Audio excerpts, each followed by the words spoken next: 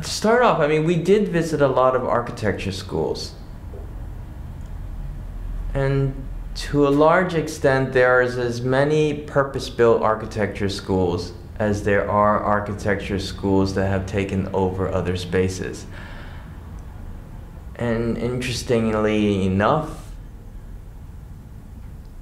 I don't necessarily think that one actually ended up to be better than the other, that somehow architects have the capacity to utilize spaces and program spaces in such a way that even if it was a building meant for something else, that it still turns out giving it a particular personality in terms of how architecture school work. And one can probably see that most in the crit space, in the sense that that you have this kind of field of making where students are developing, researching, coming up with forms and objects and buildings and so forth.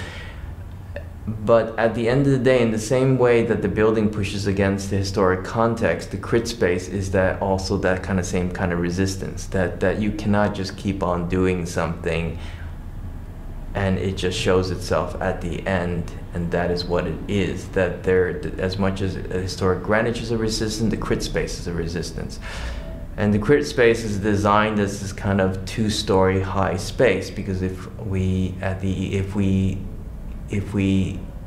end of the day made that one-story height and created more studio space in an Excel spreadsheet, it would inevitably void the kind of so-called resistance of the critique. And the critique is effectively when the student does their work and it is against,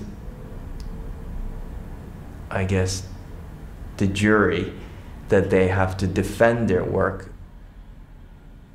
I felt in some ways, a lot of people can say you can just do a building, it can be about an architecture school, and it just pushes against the context that it is seen what it is.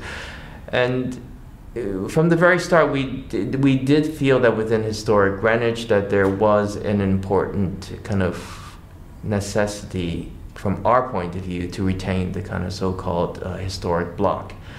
And part of this building was to restore that. Not necessarily because it's, I guess, pastiche or anything like that. We want to kind of recreate what has been.